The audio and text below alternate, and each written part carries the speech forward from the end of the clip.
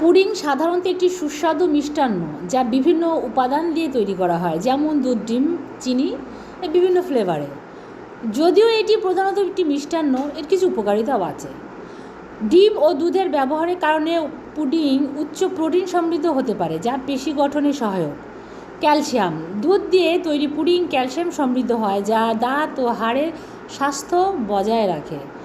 Vitamin ও খনিজ: পুডিংয়ে দুধ ও ডিমের ব্যবহারের ফলে ভিটামিন এ, বি এবং বি12 খনিজের উপাদান পাওয়া যায়।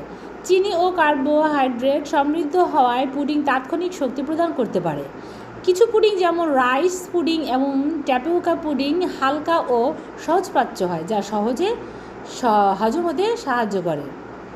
তবে অতিরিক্ত চিনি ও ক্যালোরি সমৃদ্ধ পুডিং স্বাস্থ্যকর নয়, তাই মিষ্টি কমিয়ে বা বিকল্প মিষ্টি ব্যবহার করে পুডিং তৈরি করা যেতে পারে। স্ন্যাক হিসেবে আমরা পুডিং ইউজ করে যেতে পারি। ডেজার্টের একটা প্রধানত পুডিং একটি চমৎকার স্ন্যাক হতে পারে, বিশেষ করে শিশুদের জন্য। এটি সহজে তৈরি করা যায় এবং বহন করা যায়, ফলে বাইরে বা স্কুলে খাওয়া যায়।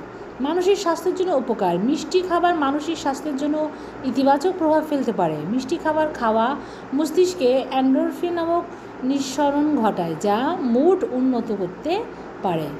স্বাদ ও ফ্লেভারের বৈচিত্র্যের ক্ষেত্রে পুডিং বিভিন্ন ফ্লেভারে তৈরি করা যায়, যেমন চকলেট, ভ্যানিলা, ফল বা কফি। এই বৈচিত্র্য খাওয়ায় আনন্দ বাড়ায় এবং রুচির বৈচিত্র্যতা এনে দেয়।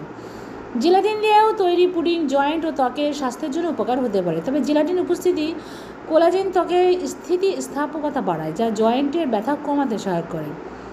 কিছু পুডিংয়ে যেমন চিয়া সিড পুডিং ফাইবার সমৃদ্ধ হয়, যা হজমে সাহায্য করে এবং কোষ্ঠকাঠিন্য রোধে সহায়ক। সঠিক উপাদান ব্যবহার করে, যেমন কম চিনি বা স্কিম দুধ বা প্ল্যান্ট বেসড দুধ দিয়ে লো ক্যালোরি পুডিং তৈরি করা সম্ভব। এটি যারা ওজন কমাতে চান তাদের জন্য একটি বেশ ভালো বিকল্প।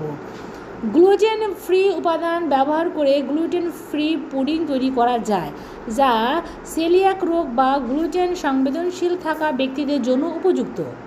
সর্বোপরি বলতে গেলে পুডিংয়ের উপকারিতা অনেকাংশে এর উপাদান এবং তৈরি প্রণালীর উপর নির্ভর করে। স্বাস্থ্যকর উপাদান ব্যবহার করে ঘরে ঘরে পুডিং তৈরি করে স্বাস্থ্যকর এবং পুষ্টিকরও হতে পারে। পুডিংয়ে সাধারণত চিনি ব্যবহার করা হয়, যা অতিরিক্ত পরিমাণে খেলে রক্তের শর্করার মাত্রা বেড়ে যেতে পারে। এটি ডায়াবেটিস এবং ওজন বৃদ্ধির কারণও হতে পারে, তাই চিনি পরিমাণ কমিয়ে দেওয়া যেতে পারে। অনেক পুডিং উচ্চ ক্যালোরি সমৃদ্ধ হয়ে থাকে, যা অতিরিক্ত ক্যালোরি গ্রহণে ওজন বাড়ার কারণ হতে পারে, এবং ওজন নিয়ন্ত্রণ রাখতে ক্যালোরি কন্টেন্ট খেয়াল রাখা উচিত।